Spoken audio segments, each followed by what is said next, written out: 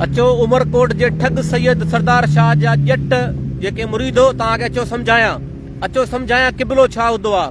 इहो किबलो अवां जो सरदार शाह किबलो न आहे, असांजो किबलो खाना काबा आहे जंहिंजे पुठियां असां निमाज़ पढ़ंदा आहियूं। असांजो किबलो उहो आहे जेको तव्हां चओ था न असांजो किबलो आहे, इहो किबलो न आहे। इहो सिंध जो हिकिड़ो कूड़ो हिकिड़ो उहिदो आहे सैयद सरदार शाह, जंहिं सिंध की तालीम खे तबाह कयो आहे, सिंध जे निज़ाम खे तबाह कयो आहे, सिंध जी सियाहत खे तबाह कयो आहे, सिंध जे हर प्रोजेक्ट खे तबाह करण में इन कूड़े अदीब सैयद सरदार शाह जो हथ आहे। सरदार शाह जा ॼट मुरीदो, असांजो किबलो जेको आहे सरदार शाह न आहे, असांजो किबलो खाना काबा आहे। असांजो किबलो इहो ठग शाह कॾहिं बि कोन थो थी सघे जेको तव्हां चओ था लतीफ़ जा कूड़ा बेत ॿुधाए असांखे जेको आहे गुमराह जी रस्ते में ॾियणो पियो वञे। लतीफ़ जा कूड़ा बेत ॿुधाए सिंध जे स्कूलनि में जेको आहे फर्नीचर कोन्हे, सिंध जे स्कूलनि में किताब कोन्हनि, सिंध जे ॿारनि वटि पढ़ण लाइ सहूलियत कोन्हनि।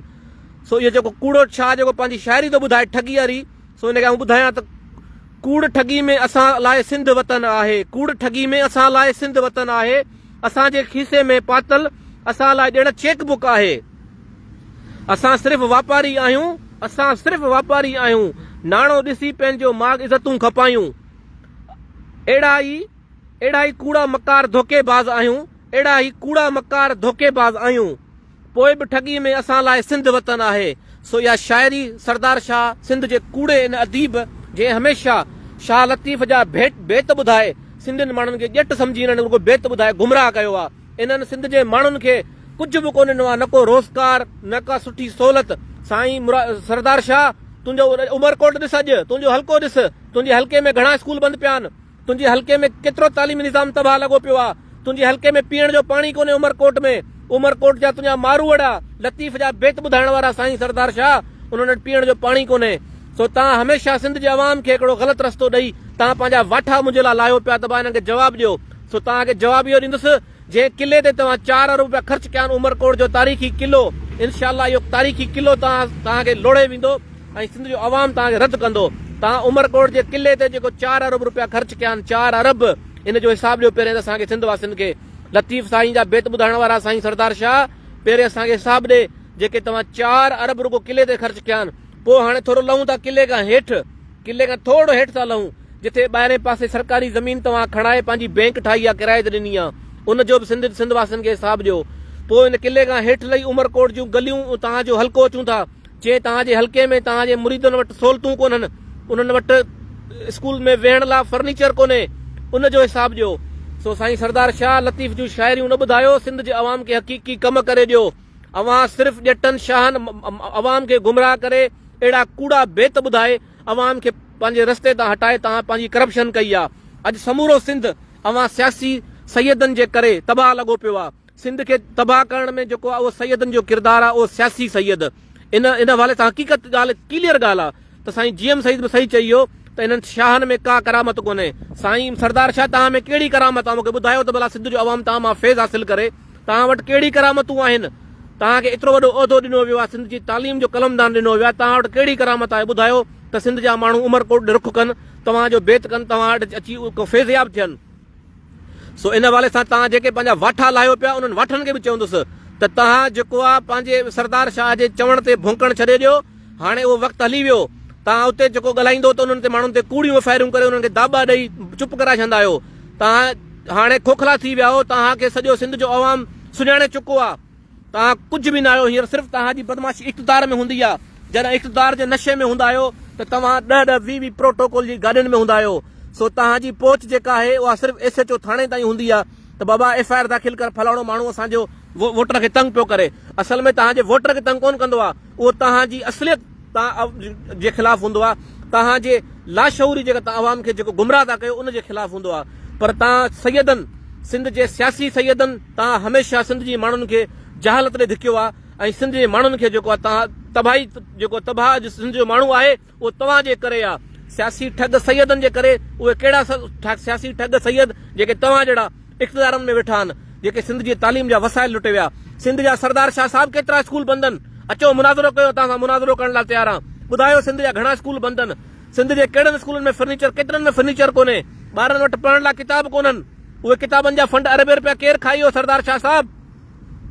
सो तव्हां वटि सिर्फ़ु माण्हुनि खे धमकाइण, डिॼाइण ऐं माण्हुनि खे जेको आहे सिर्फ़ टार्चर ॾियणु तव्हां वटि सरदार शाह साहब आहे। तव्हां जेका मेरिट ॾेखारी आहे उहा असांखे ख़बर आहे। तव्हां हैदराबाद ऐं कराची जे बंगलनि ते केतिरी मेरिट हलाई आहे, असांखे सॼी ख़बर आहे तव्हांजी मेरिट किथे किथे किथे पहुती आहे। सॼी सिंध में तव्हांजी मेरिट सिंध जो अवाम तव्हांखे ॾिसी चुको आहे। सरदार शाह साहब हाणे तव्हांखे तव्हांजी उमरकोट जी जेका नाजाइज़ प्रॉपर्टी तव्हां ठाही आहे, किले ते जेके 4 अरब तव्हां ख़र्च कराया आहिनि, असांजो सिंध वतन आहे। वाह साईं वाह, असांजो सिंध चमन लॻो पियो आहे। सिंध जो माण्हू ख़ुशहाल लॻो पियो आहे। सिंध जो माण्हू कराची खां कश्मीर ताईं रोज़गार में वतो पियो आहे। सिंध जो माण्हू ख़ुशहाल लॻो पियो आहे, तव्हांखे दुआऊं पियो ॾे। इहे कूड़ियूं शायरियूं न ॿुधायो, अवाम थकिजी पियो आहे। इहे कूड़ियूं शायरियूं ॿुधी इहे ठगी जा तव्हांजा दुकान कोन हलंदा। इहे तव्हांजा दुकान हाणे बंदि थी विया आहिनि। इहे दुकान तव्हां हाणे ॿिए के तरीक़े सां हलायो। तव्हांजी सियासत, तव्हांजा दुकान बंदि थी विया आहिनि। सरदार शाह साहब महिरबानी करे पंहिंजे कुतनि खे पटो विझो, न त असांखे पटो ॾियणु अचे थो। तव्हांजे हिकु हिकु कुते खे असां पटो ॾेई ॾेखारींदासीं। जिथे तव्हांजो कुतो हूंदो, जंहिं इलाइक़े में हूंदो, हुनखे पटो ॿधी उते ॿधी छॾंदासीं। तव्हां जिन कुतनि खे लॻायो आहे पोयां मुंहिंजे दॿाउ हिनखे जवाबु ॾियो। सो मां तव्हांखे बि जवाबु ॾियां पियो सरदार शाह साहब। हाणे सिंध जो अवाम बि तव्हांखे रोडनि रस्तनि ते गंदनि बेडनि सां, गंदनि अंडनि सां तव्हांजो इस्तक़बाल कंदो। सिंध जो अवाम जागी चुको आहे। सिंध में शऊर अची चुको आहे। हाणे तव्हांजा इहा कूड़ा लतीफ़ जा बेर असांजो सिंध वतन आहे। ॾाढो तव्हांखे सिंध तव्हांजो वतन आहे। जंहिं सिंध में तव्हां धड़े ॾिना, जंहिं सिंध में तव्हां चोर ॾिना, जंहिं सिंध में तव्हां माण्हुनि जा लाश ॾिना, असांजो सिंध वतन आहे। सो शाह साहब, सरदार शाह साहब, सिंध जो माण्हू जागी चुको आहे। सिंध जो माण्हू सम्झी चुको आहे। हाणे तव्हां जेके बि पंहिंजा इहे जेके वाठा इस्तेमालु कयो पिया, राति खां जेके तव्हांजा वाठा मुंहिंजे इमरान लांडर जे ख़िलाफ़ जेका ट्रेंड हलाइनि पिया, इन्हनि खे बि भरपूर पटो विझणु मूंखे अचे थो। हिकु हिकु वाठे खे पटो विझी हुनखे ॿधणु मूंखे अचे थो। उमरकोट जे किले ते तव्हांजा इहे वाठा जेके घुमनि पिया, इन्हनि सभिनी वाठनि खे ॿधी रसी उमरकोट जे किले ते ॿधंदुसि। उमरकोट जा माण्हू ॾिसंदा जेको तव्हां उमरकोट खे तरक़ी ॾिनी आहे, जेको तव्हां पंहिंजे हल्के में तरक़ी ॾिनी आहे। असांखे सॼी ख़बर आहे। हाणे तव्हांजो ठगी कूड़ी वारो निज़ाम न हलंदो।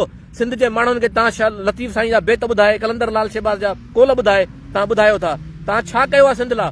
कराची खां कश्मीर ताईं ॾिसो सिंध जी हालत कहिड़ी आहे। सिंध जो माण्हू रोडनि रस्तनि ते ख्वार आहे। सिंध जो माण्हू धाड़ेलनि जे वर चढ़ी वियो आहे। सिंध जो माण्हू बदमनी जे वर चढ़ी वियो आहे। सिंध में तव्हां ॾिसो तव्हांजी ज़रदारिस्तान, तव्हांजो जेको वॾो आका जंहिं पूरे सिंध खे तबाह करे छॾियो आहे। सो हाणे शाह साहब तव्हांजी बि दुकानदारी बंदि थी वई, तव्हांजी दुकानदारी न हलंदी। हाणे सिंध जो माण्हू जागी चुको आहे। जीअं साईं जीएम सईद बि चयो, इहे ठग सरदार, इन्हनि वटि कुझु बि न आहे। इन्हनि वटि को बि अहिड़ी करामत न आहे। ईअं सरदार शाह साहब तव्हां बि ॿुधायो, अचो अवाम में, अचो मूंसां मुनाज़रो कयो, तव्हां वटि कहिड़ी करामत आहे। जेके तव्हांजा मुरीद तव्हां मुंहिंजे ख़िलाफ़ लाथा आहिनि, उहे मुरीद बि ॿुधाइनि, जेके चवनि था त असांजो साईं सरदार शाह किबलो।